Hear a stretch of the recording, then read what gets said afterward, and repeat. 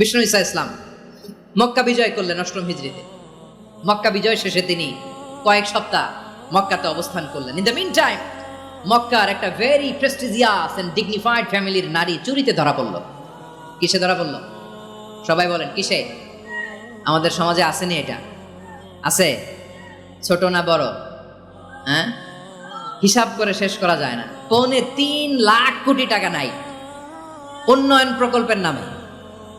উন্নয়ন প্রকল্পের নামে ৩.৫ কোটি টাকা নাই। ৩.৫ কোটি টাকা লিখতে পারবেন আপনি? একটানা লিখতে পারবেন? বুঝতেছেন কত বড় সংখ্যা?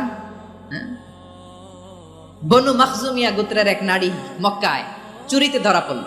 বলেন তো চুরি করলে বিধান কি? কি কাটতে হবে? চুরির বিধান হলো হাত কেটে দাও। তাও সেটা গোপনে নয়, প্রকাশ্যে জনসম্মুখে হাত কেটে দাও। বনু মাখজুমিয়া গোত্রের নারী যখন চুরিতে ধরা পড়লো, সাহাবারা চিন্তায় পড়ে গেলেন। সবে মাত্র মক্কার লোকেরা কালিমা পড়ে মুসলমান হয়েছে, ইসলামের আইন কানুন তেমন জানে না, ইসলামী শরিয়ার সাথে বেশি পরিচিত নয়। এখন যদি বিশ্বনবী চুরির যেই বিধান এটা যদি কায়েম করে হাত যদি কেটে দেয়, না জানি মক্কার লোকেরা আবার বিগড়ে যায়, না জানি মক্কার লোকেরা আবার মুরতাদ হয়ে যায়, না জানি মক্কার লোকেরা ইসলাম থেকে দূরে সরে যায়। চলো চলো সাহাবীরা মিলে পরামর্শ করলেন, চলো বিশ্বনবীর কাছে যে বলি, ও নবী, শুধু কেবলমাত্র একমাত্র এই নারীর জন্য চুরির হাত কাটার বিধানটা আপনি একটু থামিয়ে দেন। চুরির হাত কাটার যে বিধান এখানে একটু রহিত করে দেন, বাকিগুলা কইরেন মদিনাতে যে চলবে, কিন্তু মক্কায় এবারের জন্য মাফ করে দেন। কিন্তু কে বলবে? এই যে পরামর্শ, সাজেশন, এটা কে দিবে বিশ্বনবীর কাছে? সাহাবারা চিন্তায় পড়ে গেলেন। আল্লাহর নবীর সামনে দাঁড়িয়ে আল্লাহর দেয়া হুদুদ, আল্লাহর দেয়া বিধান থামিয়ে দেওয়া, মাফ করে দেওয়া, এই কথা বিশ্বনবীর সামনে বলার সাহস তো কেউ রাখে না। কেউ কেউ বলল, বিশ্বনবীর পালক পুত্র যায়েদ বিন হারেসার সন্তান উসামারে বিশ্বনবী নাতির মতো আদর করে, বড্ড বেশি ভালোবাসে উসামারে। এজন্য সাহাবারা উসামাকে বলতো হিব্বু রাসূলিল্লাহ, বিশ্বনবীর ভালোবাসা। কি বলতো? সাহাবীরা বললেন, বিশ্বনবীর ভালোবাসা হিব্বু রাসূলিল্লাহ, উসামারে পাঠাও। উসামারে বিশ্বনবী নাতির মতো স্নেহ করে, মায়া করে, ভালোবাসে। আমরা পারবো না, উসামা পারবে।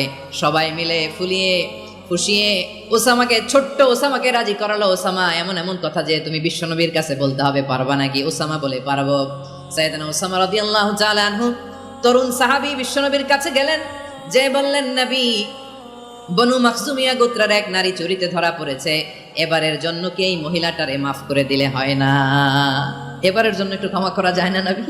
বিশ্বনবী বলেন, আতাশফাউ ফি হাদ্দিম মিন হুদুদিল্লাহ, তোমার এত বড় সাহস উসামা, তুমি আল্লাহর হাত, আল্লাহর দেয়া বিধান, এটার ব্যাপারে সুপারিশ করতে এসেছো? তোমরা কি জানো তোমাদের আগে যত কওম, যত গোত্র, যত জনপদ ধ্বংস হয়েছে তার কারণ ছিল তাদের মধ্যে গরিবরা অন্যায় করলে তারা বিচার করত, আর ধনীরা অন্যায় করলে তারা মাফ করে দিত। খবরদার! ওয়া আইমুল্লাহ লাউ আন্না ফাতিমাতা বিনতি মুহাম্মাদিন সারাকাত লাকাতা মুহাম্মাদুন ইয়াদাহা।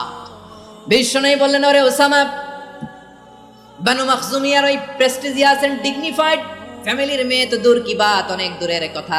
জেনে রেখো ওসামা, আমার কলিজার টুকরা নয়নের পুটুলি ফাতেমাও যদি মক্কার জমিনে আজকে এই চুরির দায়ে ধরা পড়তো, আমি বিশ্বনবী মুহাম্মাদুর রাসূলুল্লাহ ধরে ফাতেমার ডান হাতটা কেটে দিতে এক বিলম্ব দেরি করতাম না।